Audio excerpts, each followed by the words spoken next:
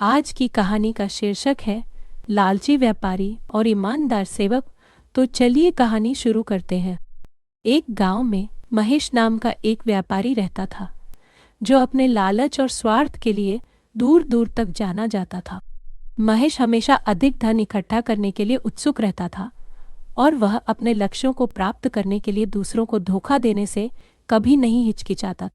उसकी लालच की कोई सीमा नहीं थी और वह शायद ही कभी किसी के साथ अपना भाग्य साझा करता था, यहाँ तक कि अपने श्रमिकों को बहुत कम वेतन भी देता था।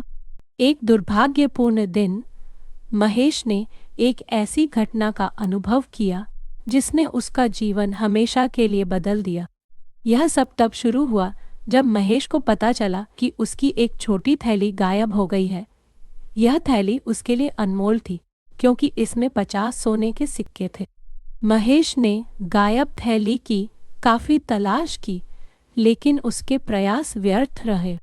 हताश होकर उसने अपने दोस्तों और पड़ोसियों की मदद ली, जो भी खोज में शामिल हो गए। तमाम कोशिशों के बावजूद थैली कहीं नहीं मिली। कुछ दिनों बाद महेश के लिए काम करने वाले एक सेवक की बेटी मीना नाम की 10 वर्षीय लड़की को अपने घर के पास खेलते समय थैली मिली। अपनी खोज से उत्साहित होकर वह थैली दिखाने के लिए अपने पिता मोहन के पास दौड़ी। मोहन ने पहचान लिया कि यह वही है जिसे महेश तलाश रहा। कर्तव्य और ईमानदारी की भावना के साथ उसने थैली को उसके असली मालिक को लौटाने का फैसला किया। मोहन ने थैली महेश के पास ले जाकर उसे सौंप दी और उससे जांच करने को कहा कि क्या सभी सिक्के अभी भी वहां हैं। अपने सोने के सिक्के वापस पाकर बहुत खुश महेश ने स्थिति का फायदा उठाने का फैसला किया। वह मोहन पर चिल्लाया, इस थैली में 75 सोने के सिक्के थे, लेकिन तुमने मुझे केवल 50 दिए हैं। अन्य सिक्के कहाँ हैं? लगता है तुमने इसे चुरा लिया है। मोहन इस आरोप से हैरान रह गया और उसने खुद को निर्दोष बताया। हालांकि लालच और स्वार्थ से प्रेरित महेश ने उस पर विश्वास करने से इनकार कर दिया। उसने इस मामले को स्थानीय अदालत में ले जाने का फैसला किया, क्योंकि उसे यकीन था कि वह धोखे से अधिक पैसा जीत सकता है। जज राजन नाम के एक बुद्धिमान और निष्पक्ष व्यक्ति थे। उन्होंने दोनों पक्षों की बात ध्यान से सुनी।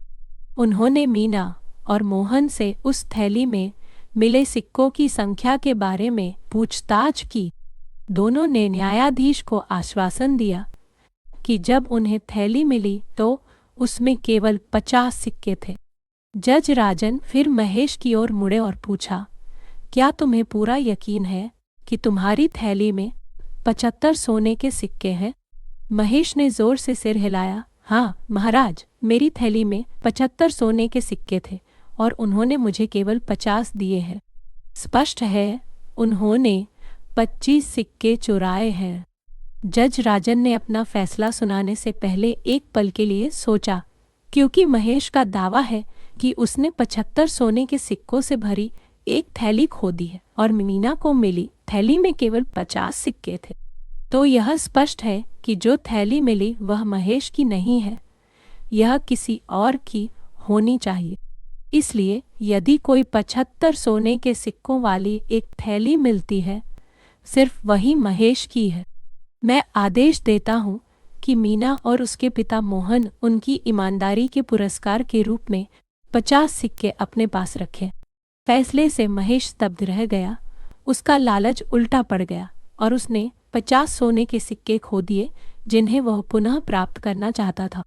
अपने गलती का एहसास होने पर उसने शर्म से अपना सिर झुका लिया। अपनी गलती की गंभीरता को महसूस करते हुए महेश ने अपना तरीका बदलने का फैसला किया। वह मोहन और मीना के पास गया और अपने व्यवहार के लिए माफ़ी मांगी। उन्होंने उनकी ईमानदारी के लिए उन्हें धन्यवाद दिया और तब से मोहन को उचित वेतन देने की पेशकश। महेश ने अपनी संपत्ति को गांव के कम भाग्यशाली लोगों के साथ बांटना भी शुरू कर दिया और धीरे धीरे अपनी प्रतिष्ठा फिर से स्थापित कर ली। तो दोस्तों, इस कहानी से हमें ये सीख मिली कि ईमानदारी को हमेशा पुरस्कृत किया जाएगा और लालच को दंडित किया जाएगा।